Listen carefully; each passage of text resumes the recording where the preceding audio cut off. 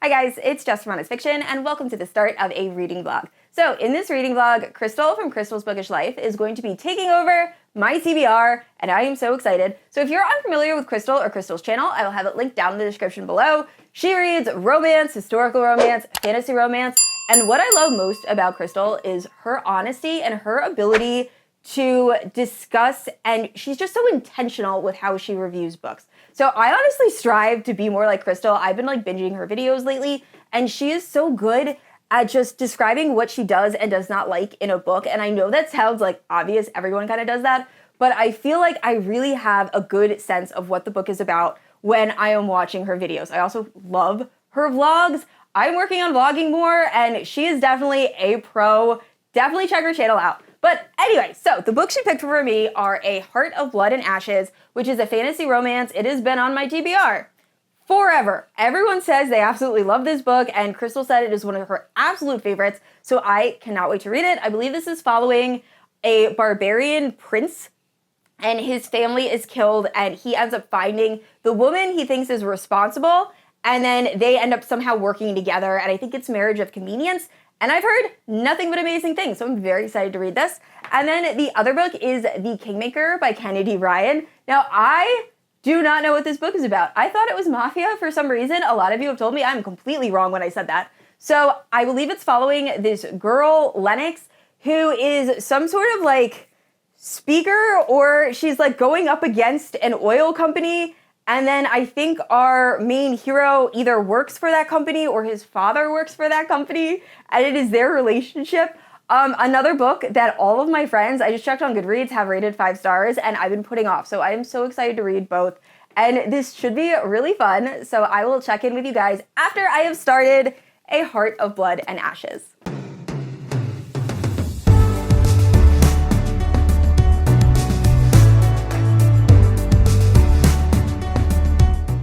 Alright guys, so I'm not even sure if I'm going to use this clip because as soon as I like set up my tripod, the neighbor behind me started doing yard work. So hopefully the noise isn't too bad. But I am halfway done A Heart of Blood and Ashes, and I'm loving it so far. Like, this is definitely going to be a 5-star read. So the story is Enemies to Lovers. We are following Malik, I think is his name. Damn it, it's wrong. Maddock. We were following Maddock, and he was like the prince of like the barbarian tribe. And his mother and father were killed when they were like going to a neighboring kingdom looking for a wife for him. So he finds out that his parents have been killed. He's seeking revenge. He finds out that the people that killed his parents have a daughter. So he's like, I am going to find the daughter. First he wants to kill her. But then when he actually finds her, he realizes that they can kind of help each other. So she actually, her name's Yevin, something similar to that.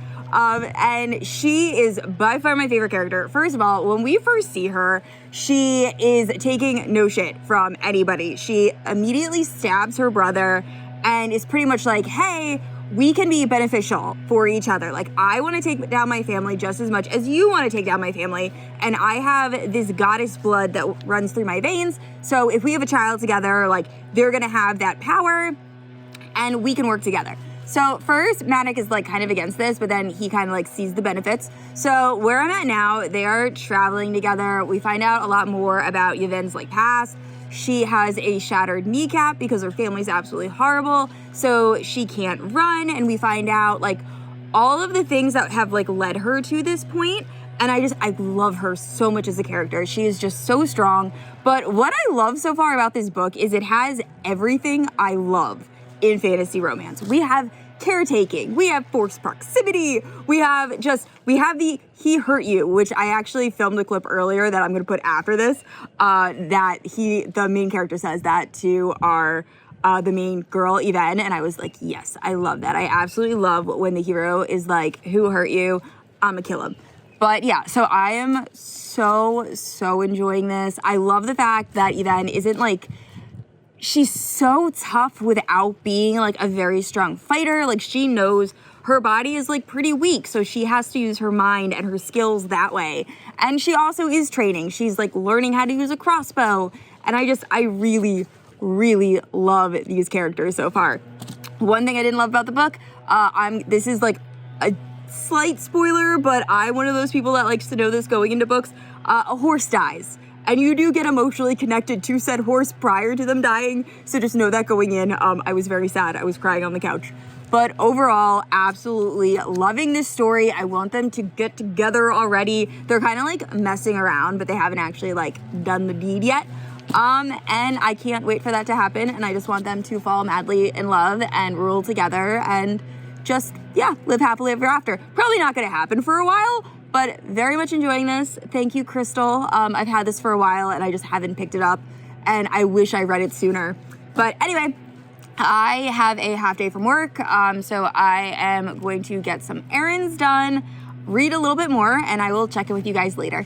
All right, I am just popping on here to say that I am on my morning commute to work, but I'm listening to the audiobook, and I just got to a part where the hero says, "Who hurt you?" And it is my absolute favorite line in any romance book. I love it. I eat that up, so I'm so happy I got that line in this book.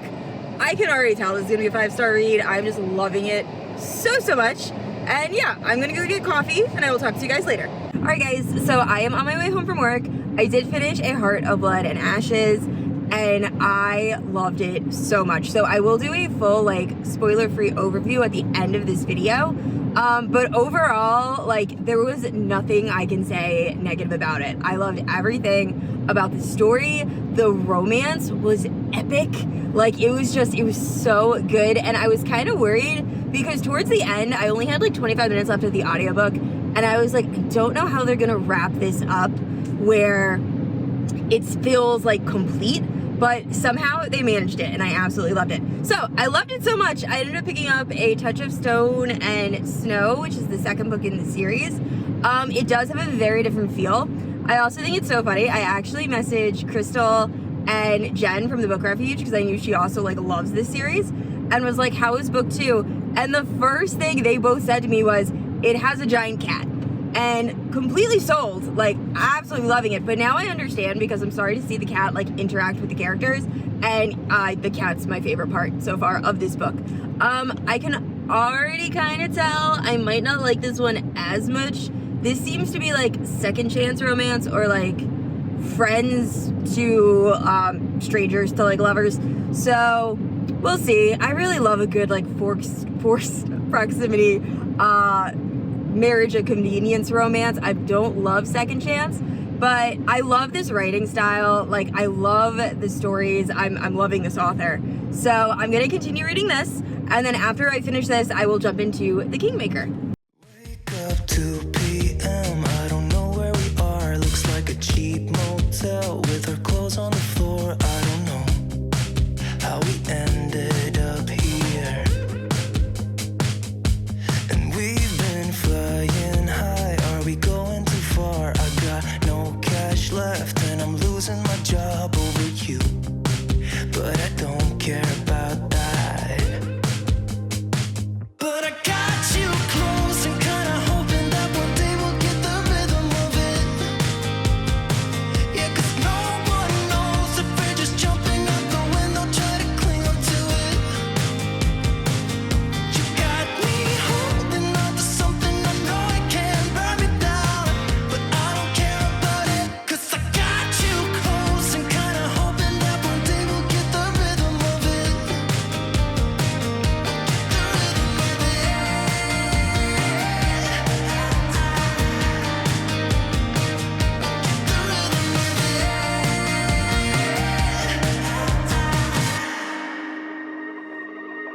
I've been chasing you like the tail of a dog. I don't get no sleep when we kiss in the dark like we do. I just love the way it feels. Yeah, I know it's bad, but I can't resist. When I look in your eyes, I don't know what is real. All I know is that I could go anywhere, as long as you're with me. Oh, I'm drunk and I know it, but I got you close and kinda hoping that one day we'll get the rhythm of it. Right, so I just finished filming 2 videos, so I figured it was the perfect time to catch up on my reading and talk to you guys. So I finished the second book, the book after A Heart of Blood and Ashes, and unfortunately, I didn't love it nearly as much as the first book. I feel like that first book, A Heart of Blood and Ashes, that romance is epic. It is so good. Like, you want these two people to fall in love, and they're also healing, and it's so good. And this book, it didn't do that for me. I was bored a lot of the time. It wasn't as heavy on like the romance and the longing. And I think that has a lot to do with the fact that it's a second chance romance. I didn't know that going in. I'm not a huge fan of second chance romances. They're just not my thing. So this is following this girl that ends up being kicked out of her community because she said something happened and like no one believes her. So in this community, they like have your name in a book, and once your name is like taken out of the book, they don't speak of you ever again. So it's pretty horrible. So she decides she's gonna flee, and she thinks that her best friend, who happens to be like the bastard of the king, is gonna flee with her, and he doesn't. So she's pretty much heartbroken. Years go by. She's now living on like the fringes of society. She's drinking every day, and she decides to make or have a quest. She asks for a quest from this priestess, who grants it to her and says that she has to protect the next person she sees, and then she's gonna die on like a snowy day in this bloody battle, but it will save her family, and her family won't be dishonored anymore. So she accepts it. So the first person she sees, obviously, is that bastard prince, and the story kind of goes from there. There is a Siberian lion that actually like understands like human speech, and definitely my favorite part of the book by far. But yeah, the romance just wasn't as good, and I wanted it to be. So I do know the third book in this series is coming out, I believe, this year. So I will definitely read it, because if it's anything like this book, I need more of this book in my life. Like, the second book had similar characters, and like there are characters in this that are referenced in the second book that appear in the second book, but it wasn't as good. So anyway, I did start the Kingmaker. I'm enjoying this. I was so off on what I thought this book was about. So I thought this was like a mafia political romance, and we are following Lennox, who is I think she's half Native American or all Native American. Her mother ends up disappearing, and she is just like social justice warrior. She is so upset with everything that is happening to her community. So when she's like 17 years old, really young, she ends up protesting against this oil company that's about to make a building like on her sacred land, or on her community's sacred land. And when she's protesting, she ends up being seen by the oil company's founder's son, who is the exact opposite of his father and wants to like protect the environment. So they end up in jail together, and right away, the main guy's name is Maxim. He's like, ooh, she's 17, can't really do anything there. I'm a grad student, like too big of an age gap. But then they end up seeing each other 4 years later when they're both in Amsterdam, and now they're like starting a relationship. My biggest issue with this book, and I'm gonna stop, like, no real spoilers here, but Maxim ends up taking our main character's virginity, and he still doesn't tell her that he was related to the person that she absolutely hates. Like, probably the person she hates most on the planet. So I feel like I don't love the fact that he is not telling her, and he even says, man, I should probably tell her who my dad is, but I really enjoy like what we're doing here, so I'm not gonna do it. But overall, I am very much enjoying this. This feels so Fated Mates, like so Fated Mates without actually being Fated Mates. Like, these people seem like they belong together. They just get each other. And yeah, I'm really enjoying it. So I am going to edit some videos, do some work, and then I hopefully will finish the Kingmaker by the end of the night. Guys, so I'm on my way to work. It's my morning commute. It's like 6:30 in the morning. And I just realized I haven't even done like a check-in since I finished book 1, but I am now halfway into book 2 because the ending of book 1 was like intense. And I need to know what happened. It's like a crazy cliffhanger, literally. And now I'm in book 2, and something just happened that is like crazy upsetting. I have my glasses on because I started crying, and I was not expecting to go to work on a Monday just in tears. Yeah, Kennedy Ryan, new favorite author. Like, I've read other books by her that I've really enjoyed, but like this duology, oh my gosh. Yeah, I'm not okay. I will do a better check-in later, but let's just say something very upsetting just happened in this book, and I was not emotionally prepared for it. All right, guys, so welcome to the final update. I will be honest with you, I finished reading these books about 3 weeks ago, and I actually filmed an outro. However, that file got corrupted, so I am doing my best, and we are going to refilm. I do remember the books pretty well. I will say that I did very much enjoy A Heart of Blood and Ashes. that is probably one of my new top fantasy romance books. I just loved the romance and the story, and it was just so well done, but also so unique. It's very refreshing to read a fantasy romance that does not involve fae. I know I have a full video of fantasy romance without fae, but it was really hard to put that list together.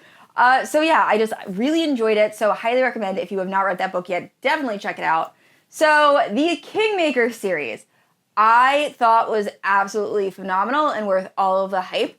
I do have a couple critiques. At one point with Lennox and Maxim just doesn't tell Lennox that he is the son of this this founder of this oil company, and they were about to have an intimate moment. Like, she's about to lose her virginity to this person, minor spoilers, and he doesn't tell her. And he doesn't say, hey, just so you know, I am actually the son of this person that I know you absolutely hate. So that kind of annoyed me, because I know that if she knew that, she probably wouldn't have gone on to sleep with him, and that would have probably ruined the story. However, I just feel like that was such a big lie, or not even lie, but like lack of information to give someone. So like that kind of got on my nerves. There's also a time where Maxim gives Lennox a bracelet, and the bracelet has a tracker on the inside, and he doesn't immediately tell her. And later, that does come into play, and it's super important, and it's great that she had that bracelet, but I wish that he had just told her right off the bat. So like little things like that. But overall, their connection was amazing. I think I said this in another clip, or at least I hope I did, that this felt like fated mates without actually being fated mates, which I just thought was such a unique like twist. Like literally nothing could pull these two people apart. And it was great. I also love the message as far as Indigenous people, politics, honestly just kind of explaining that like both sides are good and bad, and it was just a very unique take, and I really enjoyed it. I am typically one of those people that likes fantasy romance because I don't like to think about like what is going on in our society, but I think this book did such a good job and had such a great message. So overall, I absolutely loved all of the books I read. So thank you so much, Crystal. Hopefully she enjoys the books I picked for her. Kind of nervous now. But anyway, definitely check out Crystal's channel and video. I will have it linked down in the description below. And I just had so much fun doing this vlog. So if you are unfamiliar with my channel, I post new videos every Wednesday and Sunday. And if you haven't yet, please like and subscribe. I will see you all next week. Bye.